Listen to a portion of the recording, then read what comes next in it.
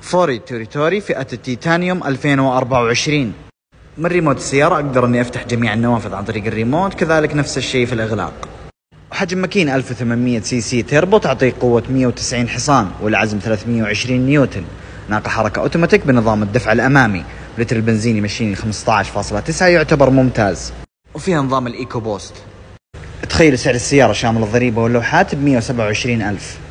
وخلونا ناخذ مواصفات السيارة. من الأمام فيها الليد النهاري والعدسات LED، فيها 4 حساسات أمامية، الشبك مطعم بالكروم علامة الفورد، كذلك الرادار، وفيها نظام تحديد المسار والخروج عن المسار ونظام النقط العمياء. الجنط مقاس 19، هذا شكل الجنط. الإشارات في المرايات الجانبية، وفيها نظام صفة المرايات والنقط العمياء، نظام الدخول الذكي للسائق والراكب، والمقابض مطعمة بالكروم، وفتحة البانوراما. وهذه خلفية السيارة، اسطبات خلفية LED، فيها لمبة الضباب، الحساسات الخلفية مع الكاميرا الخلفية، الجناح مع لمبة الفرامل، فتح الشنطة الخلفية كهربائي، إشارات خلفية متحركة. هذه مساحة التخزين في الخلف، فيها إضاءة للجين. وهذه مساحة الجلوس والمقاعد الخلفية للسيارة، فيها الإضاءة المحيطية والتخشيبة باللون البني الغامق، المقاعد جلد باللون الأسود والرصاص الفاتح، التكاية في النص وحامل للأكواب، التكييف الخلفي منفذ USB، إضاءات في السقف LED، وفتحة البانوراما. المقاعد الأمامية كهربائية، وفيها نظام التهوية للسائق والراكب. التحكم في جميع النوافذ كهربائي في الطلوع والنزول، فيها نظام تأمين النوافذ، السنتر لوك، ونظام طي المرايات.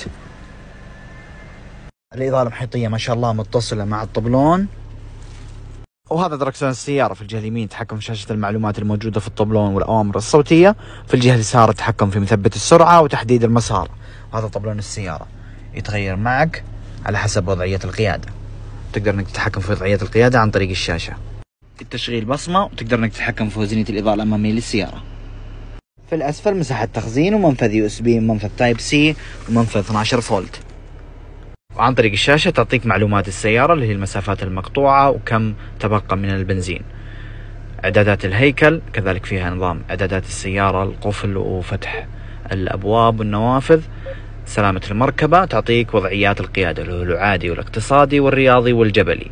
لو نغير على الرياضي تلاحظوا معنا طبلون السيارة حيتغير.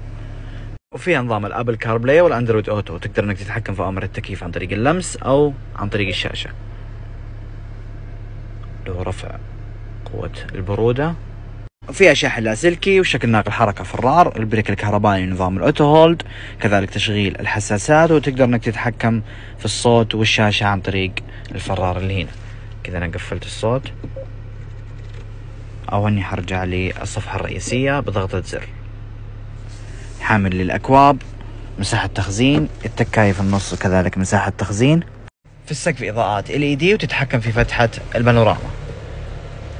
أوتو، حامل للنظارة. أعطونا رأيكم في السيارة.